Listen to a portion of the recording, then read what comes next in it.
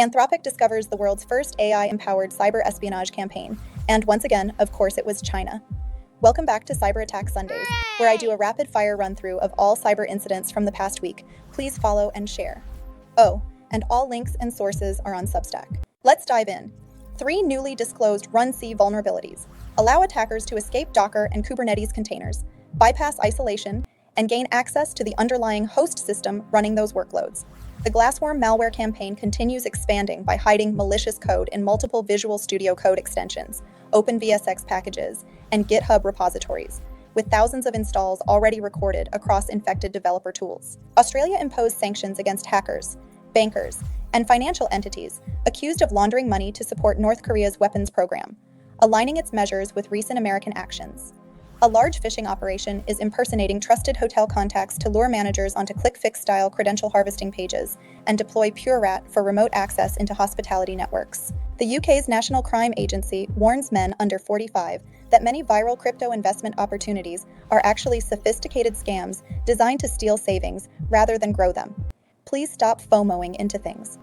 The Clop ransomware gang posted over 30 to 40 alleged victims of the Oracle e-business suite breach, including Logitech, The Washington Post, and Cox Enterprises, as Global Logic and nearly 10,000 Washington Post employees report stolen data while UK authorities investigate wider exposure. The town of Ypsilanti, Michigan, is pushing back against a proposed $1.2 billion AI data center intended to support a nuclear weapons research facility thousands of kilometers away, raising concerns about energy use and community impact.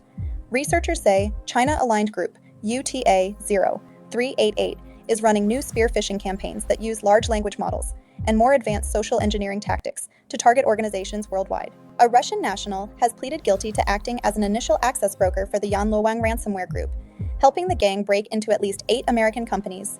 Between 2021 and 2022, U.S. federal agencies have been ordered to patch a Samsung Zero Day that attackers use to deploy landfall spyware through malicious WhatsApp images targeting Android devices. North Korea's Connie Group is abusing Google's Find Hub tool to track victims, steal data, and remotely factory reset Android phones, using lures posing as mental health counselors and human rights advocates. A new phishing-as-a-service platform called Quantum Route Redirect is using roughly 1,000 domains and automated setup tools to steal Microsoft 365 credentials at scale, making advanced phishing easier for low-skill attackers. Because if it can be used for good, someone is already trying to figure out how to use it for evil. Attackers actively abused a critical authentication bypass flaw, CVE 2025-12480, in Gladnet's TrioFox platform to create admin accounts, evade security controls, and deploy remote access malware with full system privileges. The issue, now patched, was exploited even after fixes were released. CISA ordered federal agencies to patch an actively exploited Samsung Zero Day used in landfall spyware operations, warning that the flaw is being leveraged in real-world targeting. WhisperLeak's side-channel attack exposes encrypted chatbot topics. Researchers found that attackers monitoring network traffic can infer the subject of a user's LLM conversation, even when communications are fully end-to-end encrypted through timing and metadata patterns. A new Android rat called Fantasy Hub is being sold on Russian Telegram channels, giving cybercriminals the ability to spy on victims by stealing messages, media, contacts, and call logs, while also enabling remote device control. A Danish man running a clone of the r/WatchItForThePlot subreddit was charged after posting 347 nude movie scenes and downloading more than 25 terabytes of copyrighted film content. Researchers uncovered a type-a-squatted NPM package at action/artifact, designed to mimic GitHub's official artifact package and steal repository tokens during build processes. The Keelan ransomware group ramped up attacks on small and mid-sized businesses by exploiting weak security controls and collaborating with scattered spider operators to broaden victim access. Nothing screams land of the free, quite like digital data privacy violations. Public records reveal the Department of Homeland Security is quietly using its Homeland Security Information Network to monitor activity at university protests and major football events. Bootloader resurfaced with a novel font-based obfuscation method on compromised WordPress sites, with recent infections leading to rapid hands-on intrusions and domain controller compromise in under a day. A sudden CPU spike led investigators to an active Ransom Hub intrusion involving fake browser updates and a domain admin takeover, allowing defenders to stop the attack before data could be encrypted.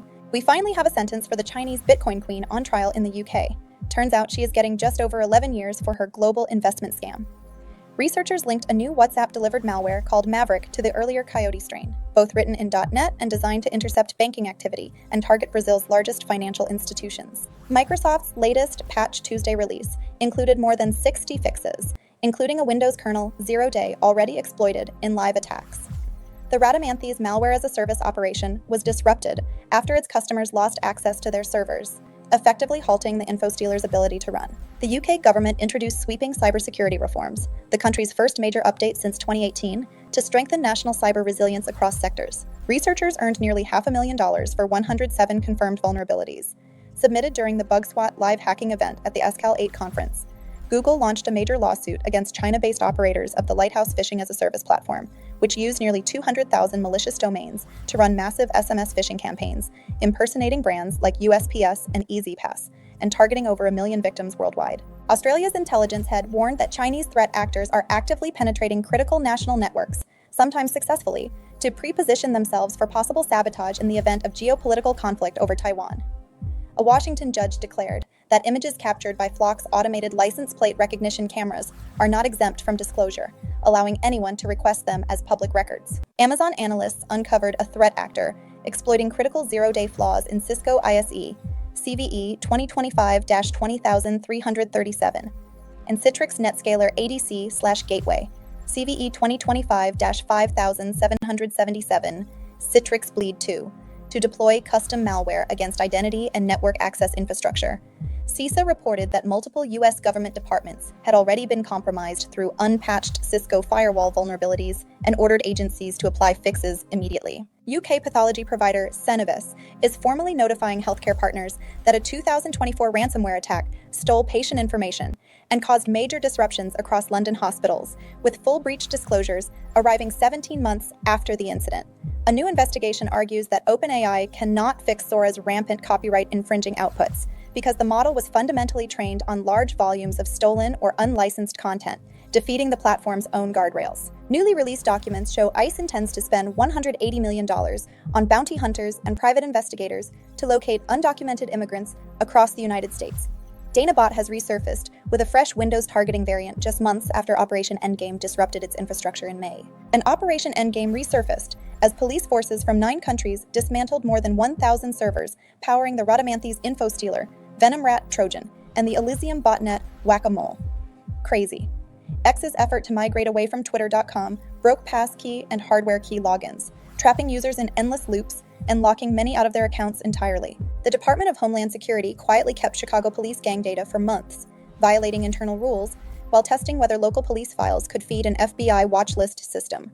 A self-replicating NPM worm, linked to an Indonesian threat actor, has created tens of thousands of junk or malicious packages, overwhelming the registry in a financially motivated spam and token farming campaign. CISA warned that a critical WatchGuard Firebox vulnerability, CVE 2025-9242, CVSS 9.3, is being actively exploited, enabling unauthenticated attackers to gain full remote code execution.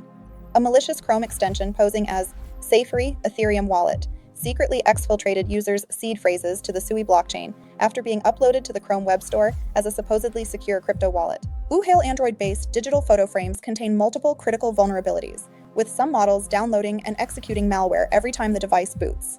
A researcher exploited an SSRF vulnerability tied to custom GPTs to obtain an Azure Access token that could expose deeper components of OpenAI's cloud backend. A Russian-speaking threat group registered more than 4,300 domains to impersonate hotel booking services and trick travelers into submitting financial data through large-scale phishing campaigns. A remote code execution flaw in Immunify AV, used by tens of millions of Linux-hosted websites, allows attackers to compromise hosting environments through the built-in malware scanner. U.S. agencies reported that Akira ransomware operators are targeting Nutanix AHV virtual machines with a Linux-based encryptor designed to cripple enterprise virtualization environments. Kraken ransomware operators are now testing victim systems to determine the fastest encryption method, optimizing data locking performance without crashing machines. Attackers are actively exploiting a silently patched Fortinet FortiWeb authentication bypass flaw to create administrative users and fully compromised devices in the wild DoorDash, disclosed a new October security incident affecting customers in the US, Canada, Australia, and New Zealand, with breached data prompting immediate notifications to impacted users. A joint advisory revealed that Akira ransomware operators have extorted more than $244 million since September 2025, with some attacks stealing data in as little as 2 hours.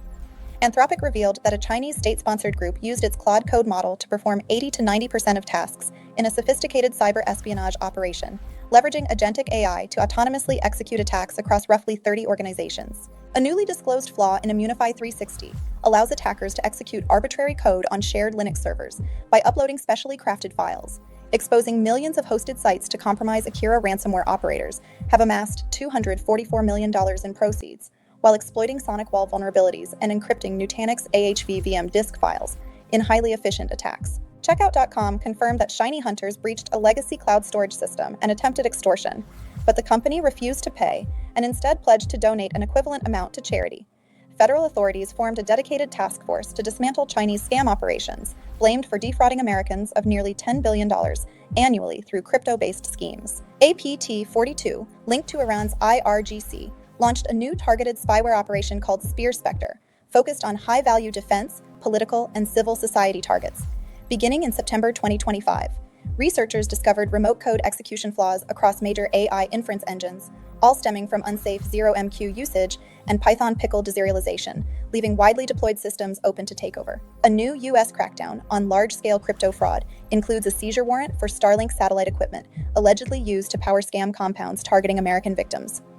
North Korea-linked operators behind the contagious interview campaign are abusing JSON Keeper, JSON Silo, and Endpoint.io to host and deliver malware hidden inside Trojanized code projects. 5 U.S. citizens pleaded guilty to enabling North Korea's illicit revenue schemes by helping sanctioned IT workers pose as remote employees at more than 130 U.S. firms and participate in crypto theft and fraud operations. Logitech disclosed that the Clop extortion gang breached systems tied to Oracle e-Business Suite in July and stole company data, prompting a formal breach confirmation. A major leak spilled internal tools, target lists, and operational details from a Chinese government-linked hacking contractor, revealing extensive surveillance and cyber espionage capabilities. The Rondo Docs botnet is exploiting a CVE 2025-2 4893 eval injection vulnerability in unpatched XWiki servers to execute arbitrary code and pull more devices into its botnet. Jaguar Land Rover reported that a recent cyber attack inflicted £196 million, $220 million, in damages in just 1 quarter, significantly impacting its financial results. Casual reminder that they received a £1.5 billion bailout from the UK government to recover from the incident. Threat actors revived the ancient finger protocol to fetch malicious remote commands onto Windows systems, enabling stealthy execution in the ClickFix malware operation. And that's it. Any surprises this week? Remember, for full links and articles, check out the latest in cyber on Substack.